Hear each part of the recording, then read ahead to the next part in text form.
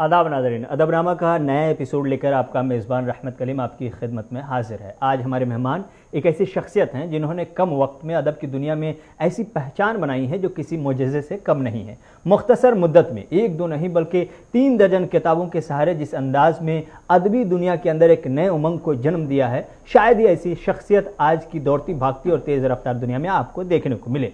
हमारी और आपकी खुशनसीबी कि आज एक ऐसी ही शख्सियत हमारे और आपके दरमियान है जिन्होंने सिर्फ उर्दू अदब को ही नहीं बल्कि हिंदी, कश्मीरी और दीगर ज़बानों को भी अपनी तख्लीक़ात से सैराब किया है। मेरी मुराद वादी कश्मीर के मायनाज़ अदीब शायर सतीश विमल जी से है, जो इस वक्त हमारे साथ स्टूडियो में मौजूद हैं। सतीश जी, आपका बहुत बहुत शुक्रिया, आपने अदबनामा के लिए अपना कीमती वक्त निकाला। शुक्रिया, आपका बहुत बहुत शुक्रिया। गुलिस्तान बहुत बड़ा काम करता है हमेशा ज़बान, अदब और सकाफ़त को लेकर के।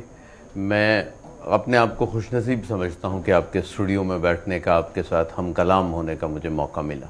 सतीश जी, सबसे पहला और सीधा सवाल तो यही है कि हालिया दिनों हमने देखा कि आपका एक मजमूए कलाम फिर से तर्जमा होकर के आया है, शेरी मजमुआ जो फ़ारसी में तर्जमा हुआ है। इस मजमूए के बारे में अगर आप बता पाएँ, कई ज़बानों में इसका तर्जमा हम पहले ही देख चुके हैं, फ़ारसी में तर्जमा हुआ है, इसकी खासियत क्या है, क्या ख़ास बात है, और हालिया जो मंजर आम पर तर्जमा आया है फ़ारसी में, उसके हवाले से भी अगर कुछ बता पाएँ। ये उर्दू में पहले छप चुका है, कश्मीरी में पहले छप चुका है, अंग्रेज़ी में इसका ट्रांसलेशन आ गया है, पंजाबी में इसका ट्रांसलेशन हो गया है। ये बुनियादी तौर पे नज़में हैं जो छोटी छोटी मुख्तसर सी नज़में हैं, हिंदी में लिखी हुई। खोए हुए पृष्ठ इस किताब का टाइटल है, जो 2 साल पहले मंजर आम पर आई थी किताब जी।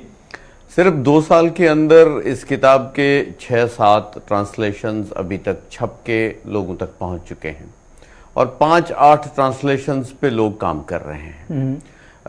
मेरी खुशनसीबी ये है कि जिस ज़ुबान से मैं बहुत इश्क करता रहा हूँ बचपन से लेके आज तक, वो किताब है, वो ज़बान है फ़ारसी जी। और फ़ारसी में इस का ट्रांसलेशन हमारे बहुत अच्छे फ़ारसी के स्कॉलर और माहिर ज़बानदान डॉक्टर मोहम्मद इब्राहिम वानी ने किया है, जिन्होंने दिल्ली यूनिवर्सिटी के पर्शियन डिपार्टमेंट से पीएचडी करने के बाद अब वो स्टेट में हायर एजुकेशन में पढ़ाते हैं। लेकिन जब उन्होंने तर्जमा किया तो मैं भी इस बात से थोड़ा सा कतराता था कि पता नहीं मयारी होगा कि नहीं होगा, क्योंकि एक फॉरेन लैंग्वेज है और फ़ारसी की एक इतनी ज़ोरदार ट्रेडिशन है। लेकिन मुझे बड़ी खुशी हुई कि कुछ देर बाद ही मुझे जो ईरान एम्बेसी में कल्चरल विंग के, रिसर्च विंग के डायरेक्टर हैं डॉक्टर एहसानुल्लाह शुक्रल्लाही साहब, तो उनका फ़ोन आया जी। उन्होंने कहा कि मैं बहुत एक्साइटेड हूँ। एक मुद्दतों के बाद जिस विरासत को हज़रत अमीर खुसरो ने, हिंदुस्तान की विरासत को, प्रोफेसर ताराचंद ने जिस विरासत को फ़ारसी ज़बान में मुंतकिल किया था और फ़ारसी को मालामाल कर दिया था, आज बहुत मुद्दत के बाद आपकी नज़मों के ज़रिए से हम फ़ारसी वाले ख़ुद को खुशनसीब समझते हैं कि आपकी नज़में हमें पढ़ने को मिलेंगी। और उनका कहना था कि जो रवायत सादी की है, ख़याम की है, जो मौलाना रूम की है, उस रवायत के बहुत नज़दीक के जो शेरी इजहार हैं वो आपकी नज़मों के ज़रिए हमें मिले हैं। इसलिए हम इसको फ़ारसी दुनिया तक पहुँचाने में ख़ुद सही कर रहे हैं और ये इसी एम्बेसी के ही कल्चरल सेंटर के ज़रिए से छप के आई है किताब। उन्होंने इसका एडिटिंग किया है, जो मोहम्मद इब्राहिम वानी ने इसका ट्रांसलेशन किया। और ये एक छोटी सी तकरीब और बहुत बावकार तकरीब, जिसमें ईरान से और हिंद के फ़ारसी के जानने वाले बहुत बड़े जयद उलमा की मौजूदगी में ये किताब रिलीज़ हो गई।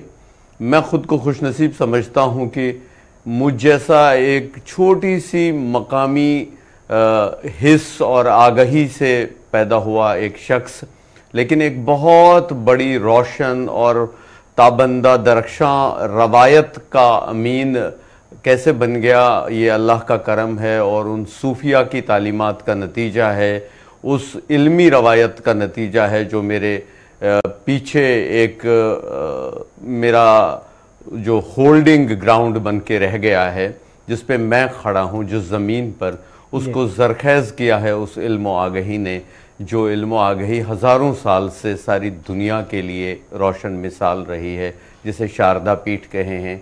और इसलिए मुझे लगता है कि मैं ममनून हूँ उन तर्जमाकारों का, उन लोगों का जिन्होंने मुझे दूसरी ज़ुबानों तक पहुँचा करके मुझे वक़ार बख्शा है, मेरी ज़ुबान को वक़ार बख्शा है, और उस कश्मीर की रूहानी रवायत से जन्मी हुई फ़िक्र को वक़ार बख्शा है, जिसका मैं खुद एक छोटा सा हिस्सा हूँ। सतीश जी, आपने फ़ारसी ज़बान व अदब के हवाले से ख़ास तौर से बात की। फ़ारसी ज़बान व अदब की क्या कुछ सूरत हाल है, इस पर हम बाद में आएंगे, लेकिन उससे पहले आपके एक दो नहीं करीब कई मजमूए कलाम पहले आ चुके हैं, 3 दर्जन के आसपास तख्लीक़ात हैं आपकी। अदबी तख्लीक़ात के हवाले से अगर बात करें तो आपका ग्राउंड क्या होता है, ज़मीन क्या होती है? अगर आपकी शायरी को कोई पढ़ना चाहे तो क्यों पढ़े, आपकी तख्लीक़ात को अगर पढ़ना चाहे तो कोई क्यों पढ़ने? ये ज़रा सा सख्त सवाल होता है, आमतौर से हमारे जो मेहमान होते हैं नाराज़ हो जाते हैं। आप अपने तजर्बे की बुनियाद पर अपनी ज़मीन के हवाले से अगर हमारे नाज़रीन को बता पाएँ तो मेहरबानी होगी। सबसे बड़ी बात यह है कि आर्ट और अदब जो है, कोई भी फ़न जो है या अदब जो है, वो एक जिम्मेदारी लेकर के नहीं आता, वो कोई जिम्मेदारी नहीं लेता। इस सिर्फ मासिवा इसके कि वो एक सेल्फ आनंद में एक इज्तमाई आनंद की कैफियत पैदा करता है। मैं एक सोच को, मैं एक एहसास को, मैं एक इजहार को अपने अंदर एक इन्बिसात की सूरत के तौर पर देखता हूँ, तो मुझ में से एक तख्लीक के जन्म लेने के इम्कानात पैदा होते हैं। आजकल जो लिटरेचर लिखा जा रहा है ग्लोबल लेवल पे, सिर्फ मैं अपनी ज़ुबान की बात नहीं कर रहा हूँ, हिंदुस्तानी ज़ुबानों की बात ही नहीं कर रहा हूँ, उसमें एक दिक्कत ये हो गई है कि हम फैशन का आर्ट जो है, फैशन का अदब जो है वो तैयार करने में लगे हुए हैं। तो लगता है कि हम क्राफ्ट में ज़्यादा ध्यान दे रहे हैं देन द आर्ट। क्राफ्ट और आर्ट में इतना फर्क है कि पेपर माशी एक क्राफ्ट है, जबकि पेंटिंग एक आर्ट है। सो हमने इसको एक क्राफ्ट की तरह लिया है कि जिस तरह से आज का फैशन का लिटरेचर लिखा जा रहा है, अगर मैं उससे अलग लिखना शुरू कर दूं तो मेरी क्या पहचान बनेगी। लेकिन सतीश विमल इसमें से एक एक्सेप्शन है। उसने बता दिया कि यार आप अपनी तरह से सोचो, अपनी तरह से लिखो, भले ही वो आसपास के लोग उससे मुख्तलिफ तरह से लिख रहे हैं। और जैसे मैंने अलग से लिखना शुरू कर दिया तो मेरे मद्दाहों की कमी कत्तन मुझे नहीं खली। हाँ, मुझे उस फैशन के ढर्रे में खुद को फिट करने में दिक्कतें जरूर आई, क्योंकि जहां पे बना बनाया एक तरीकाकार होता है, वज़ाशुदा तरीकाकार होता है, चलन का तरीकाकार होता है, उसमें लगता है कि यार ये आदमी तो कुछ अलग से बात कर रहा है, ये आदमी तो कुछ अलग से तख्लीक कर रहा है, तो उसको मनाने में थोड़ा टाइम जरूर लगता है। लेकिन जब वो लोगों की, क्योंकि हमारे आसपास साहिब हिस्स लोग बहुत ज्यादा हैं, अदब और आर्ट के लिए अवाम, आम आदमी से ज्यादा उन लोगों की बात मुअत्तबर और अच्छी मानी जाती है जो साहिब हिस्स लोग हों, जो गहराई और गहराई को समझ पाते हों। मेरी खुशनसीबी है कि मुझे दोनों तरह के लोगों के साथ कनेक्ट करने का मौका मिला। बात बेशक एक नए असलूब में की, लेकिन फिक्र वही थी जो फिक्र मेरी ज़मीन ने, मेरी सरजमीन ने सारी दुनिया को बता दी है। वो है सूफिया की और ऋषियों की और मुनियों की, जो इंसानियत की और आफाकियत की फिक्र है।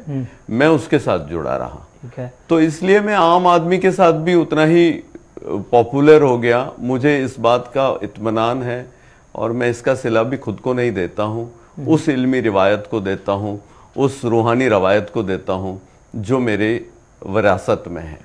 मुझे शकीब जलाली का एक शेर याद आ रहा है। आपने जो बात की कि अलग समत में हमने चले, शकीब जलाली ने कहा था कि शकीब अपने तारुफ के लिए ये बात काफ़ी है, हम उस रास्ते नहीं चलते जो रास्ता आम हो जाए। तो जो आम रास्ता है या था, उस रास्ते से अलग हटकर आपने कोशिश की और आपके मुद्दाओं की कमी नहीं है, आपने खुद बताया।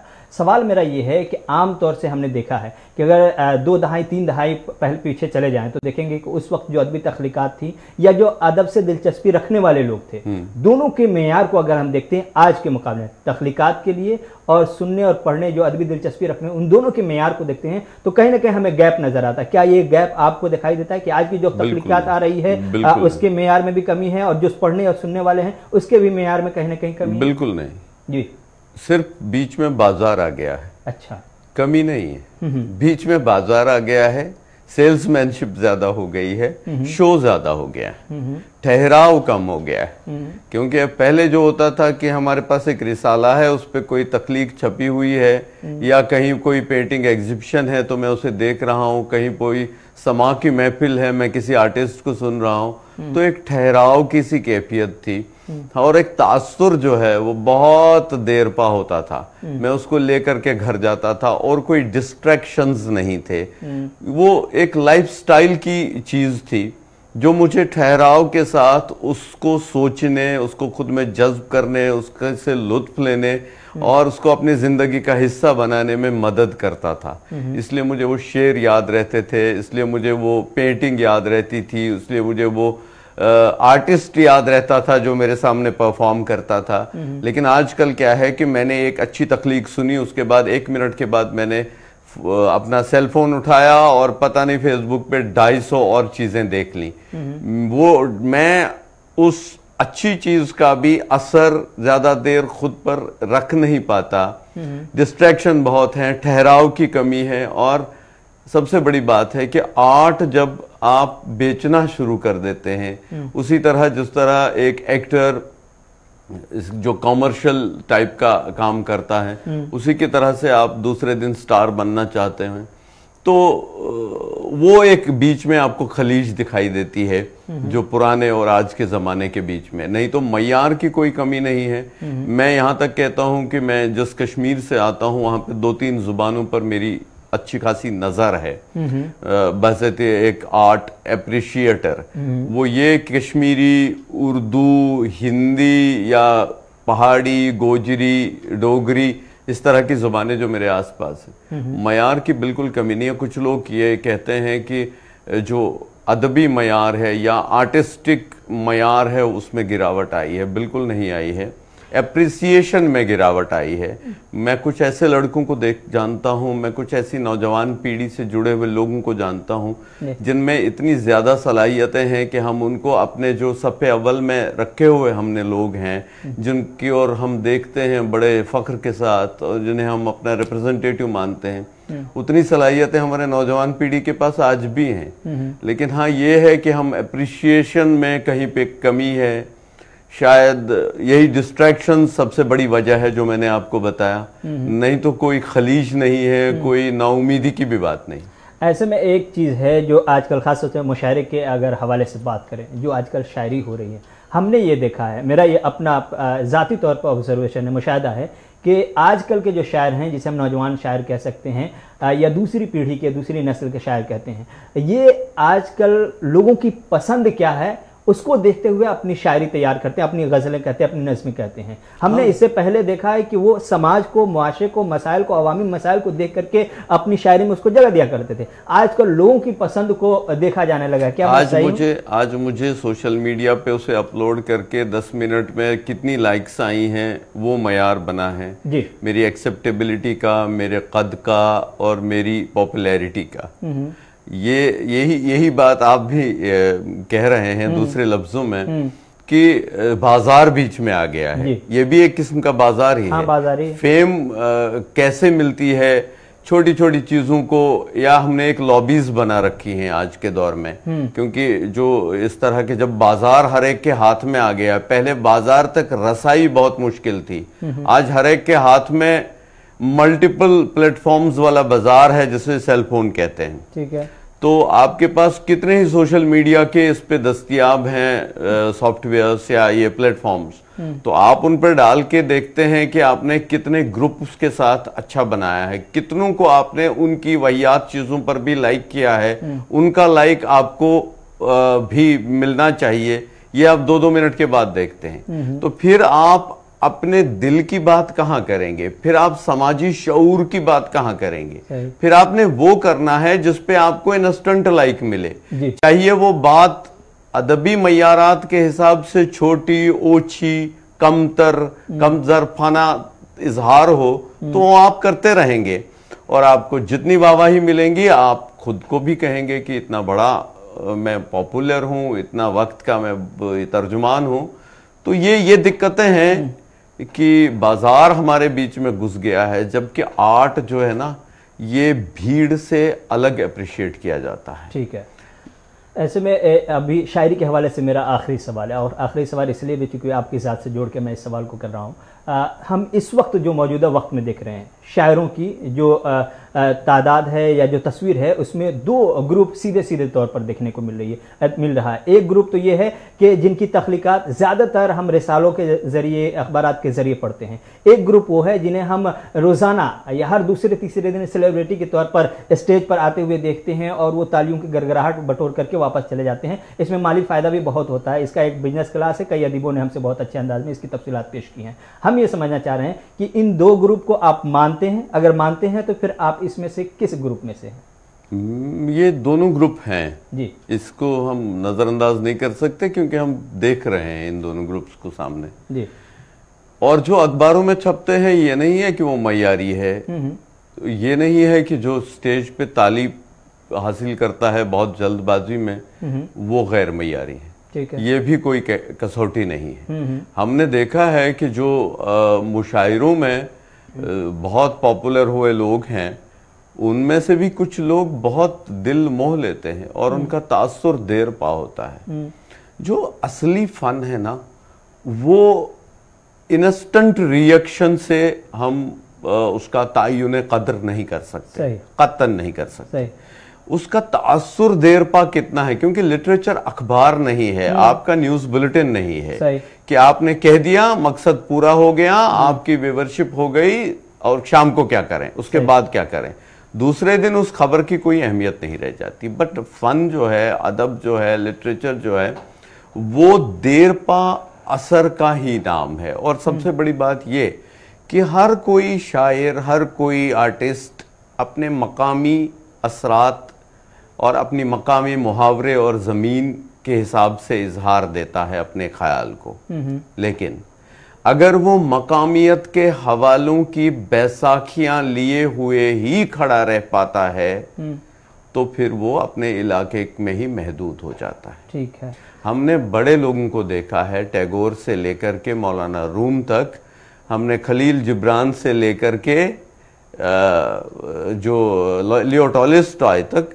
हमने लोगों को देखा है जो सारी दुनिया के राइटर हैं, जबकि उनके अंदर भी आफाकी बात होने के बावजूद मकामियत के इंग्रेडिएंट्स हैं। लेकिन एक अच्छा आर्टिस्ट वो होता है जो ऑडियंस में बैठे हुए 10 लोगों को या सोशल मीडिया पे देख रहे या अप्रिशिएट कर रहे 5000 लोगों से बाहर जाकर के सोचता है। जब वो लिख रहा होता है, अगर उसकी नजर में कोई है कि मैं इसके लिए लिख रहा हूं, इस मकसद से लिख रहा हूं, तो वो शायद एक आर्टिस्टिक तख्लीक मानी ही नहीं जा सकती। सही।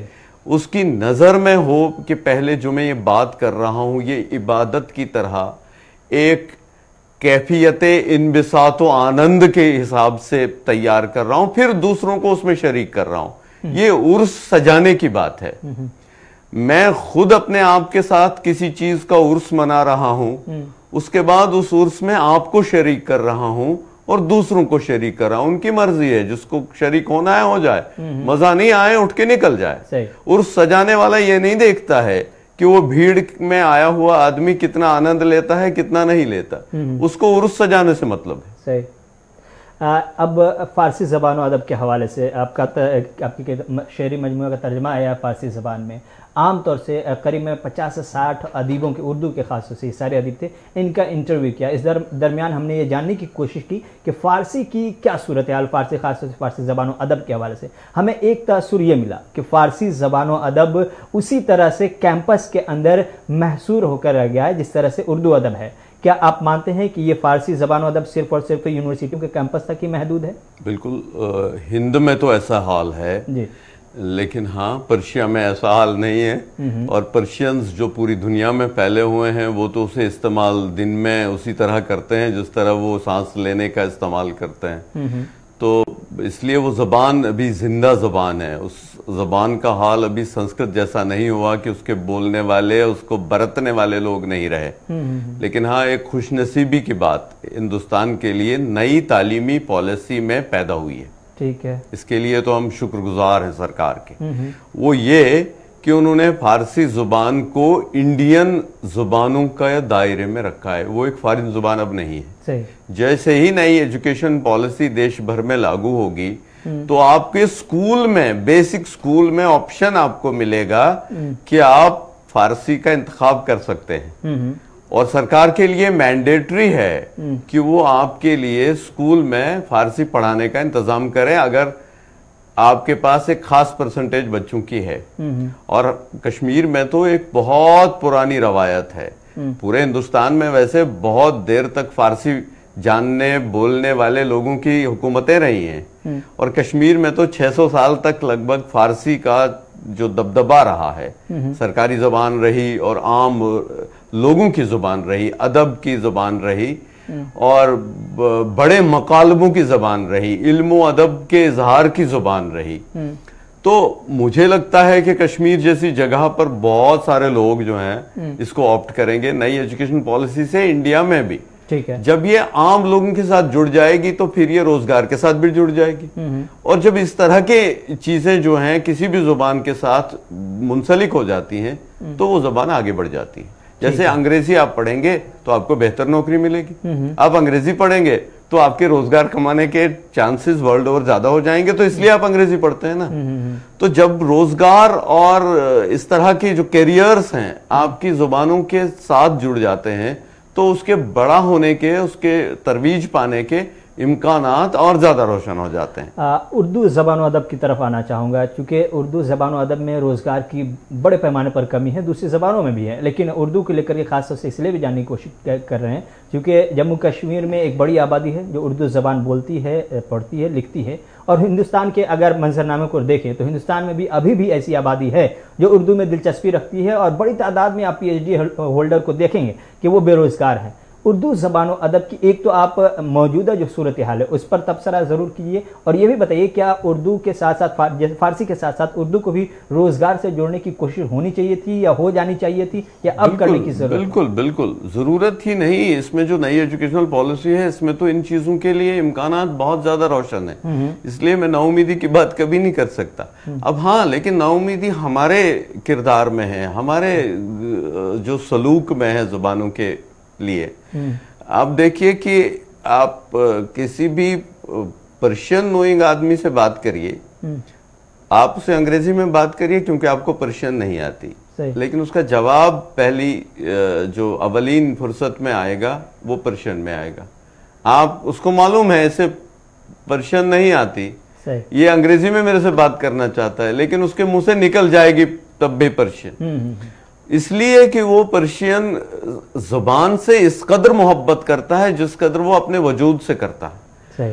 हमें खुद अपनी जुबानों के साथ इस तरह का बर्ताव करने की, आप जम्मू कश्मीर की बात कर लीजिए ना, पहली बार जम्मू कश्मीर की तारीख में कश्मीरी डोगरी जुबानों को सरकारी जुबान का दर्जा हासिल हुआ। ठीक है, लेकिन आप मुझे बताइए कितने लोगों ने सरकारी दरखास्तें दफ्तरों में, कितने लोगों ने कम्युनिकेशन के जवाब कश्मीरी और डोगरी में दिए? नहीं दिए होंगे। सही।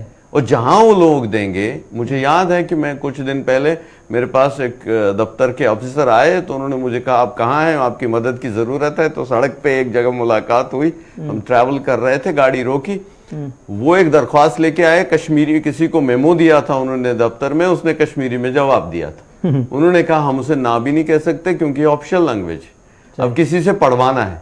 तो इस तरह की अगर रुझानात बढ़ जाएं हमारे अपने आम लोगों के, हर चीज सरकार नहीं कर सकती है, करना ना आम लोगों ने नहीं है ना। हम अपने घरों में जबान को बरतने का सलीका सिखाएं बच्चों को, तो जबान तो आगे बढ़ेगी, सरकार रोक नहीं सकती। और नई तालीमी पॉलिसी में तो सरकार ने इम्कानात की एक बड़ी दुनिया खोल के रख दी। आपने जम्मू कश्मीर की नई ज़बानों के हवाले, सरकारी ज़बानों के हवाले से बात की है। अब तक के इस नए फैसले से पहले तक के उर्दू वालों के पास एक ख़ास बात यह थी कि एक ही रियासत ऐसी थी जिसके पास सरकारी ज़बान उर्दू थी, कहने को। अच्छा, वही मैं कह रहा हूँ कि हमारे नौजवान पीढ़ी में कितने लोग हैं जो आज है ना, आज उर्दू भी तो है, उर्दू खत्म नहीं हुई ना, ठीक है, उसके साथ कुछ जबानों को और जोड़ दिया गया। क्यों नहीं जोड़ा जाएगा? मैं दोनों जुबानें जानता हूं, दोनों जुबानों से इश्क करता हूं, दोनों जुबानों में लिखता हूं, और दोनों जुबानों को सेलिब्रेट करना मैं अपना इफ्तिखार समझता हूं। लेकिन मैं अपनी मादरी जुबान पर एट दैट कॉस्ट मैं किसी दूसरी जुबान को आगे बढ़ाऊं और अपनी मादरी जुबान छोड़ दूं, तो ये भी कहां की ईमानदारी है साहब।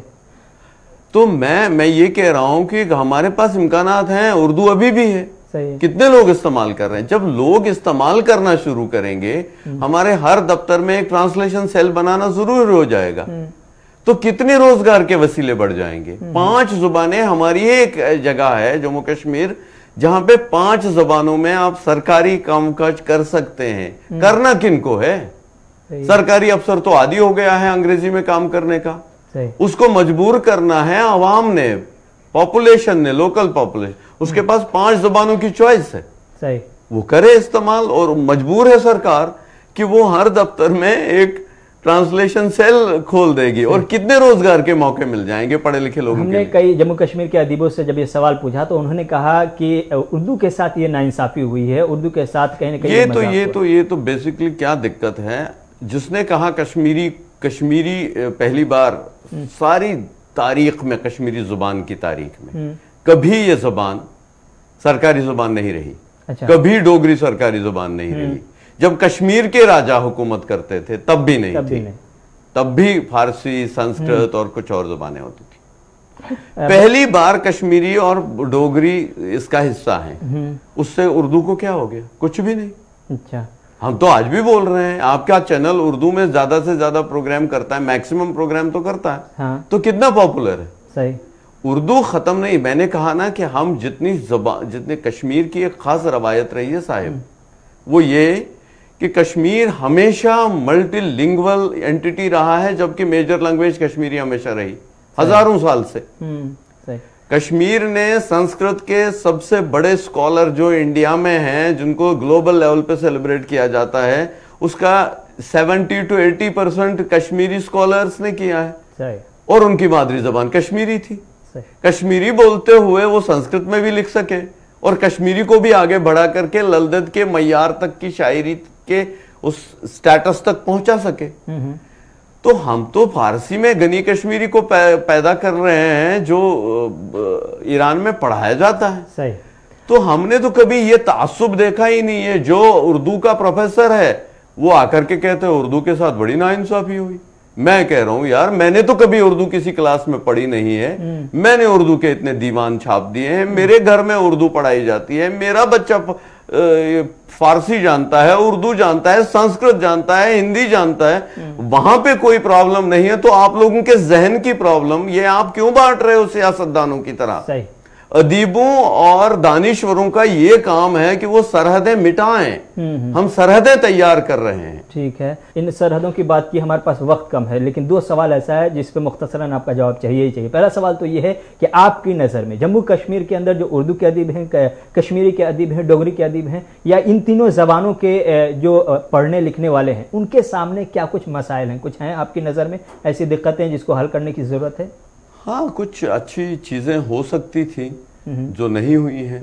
हमारे यहाँ एक माहौल पैदा नहीं किया गया है। अच्छा। सरकारी तौर भी कुछ कमियां रही हैं, हमारे जाती तौर पर भी कुछ कमियां रही हैं। हालात ने उस पर बहुत बड़ा असर डाला हुआ है, क्योंकि 3 दहाइयां आप किसी जगह पर बदअमनी के जो हालात देखें तो वहां पर आप सब कुछ ठीक ठाक हो ऐसी उम्मीद भी नहीं कर सकते। सही।